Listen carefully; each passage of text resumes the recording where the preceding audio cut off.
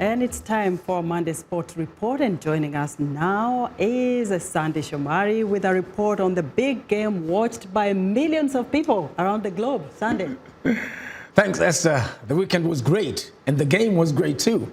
Of course, more than 60,000 people inside the stadium and millions more on television witnessed history in the making as the Kansas City Chiefs became Super Bowl champions after beating the San Francisco 49ers 31-21.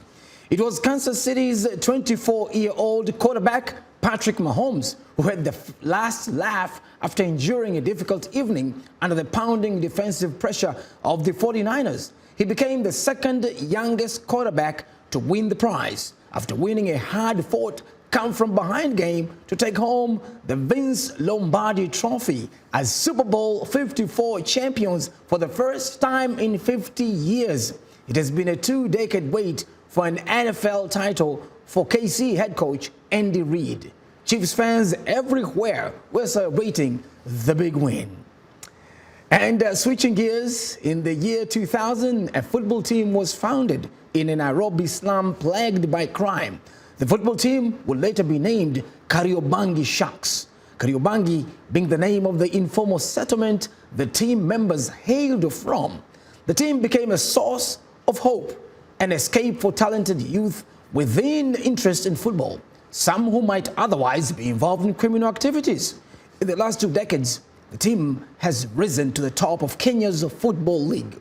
Rael Ombuor reports from Nairobi. When Eric Juma was 11 years old, he spotted a group of young boys training at a football pitch near his house in one of Nairobi's many poor informal settlements, Kariobangi.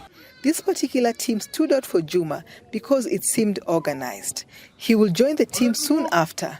Juma was then 11 years old. Now he's 25 and captain of the team.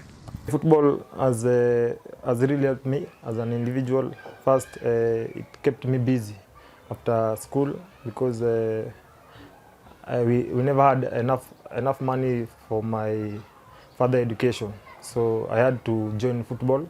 That's what I can say. Football has made me who I am today because it kept me busy, and maybe I stayed away from some other things that I could have done, like any other person in Kariobangi that ended up maybe in jail or dying. Kariobangi is plagued by unemployment and crime, and Juma says many of his childhood friends ended up in gangs. Most of those friends, he says, are now dead, killed by police.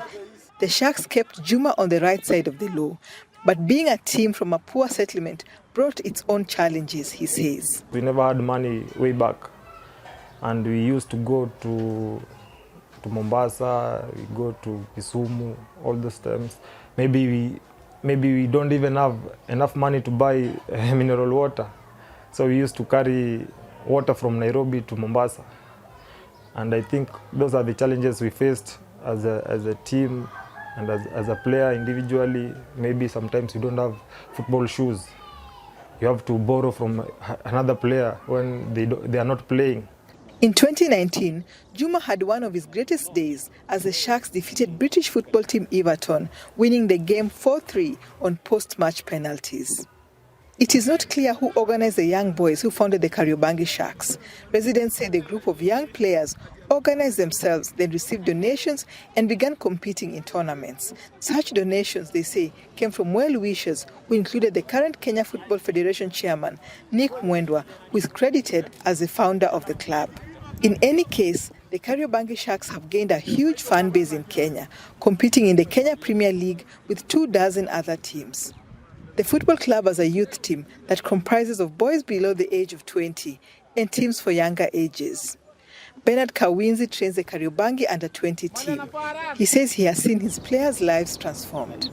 As a club, we are an influence to them, but basically in the right way. So basically whenever the society sees a Kariobangi Sharks football player or an official, basically he also acts as a security to the society. How? Because he provides more virtues than vices.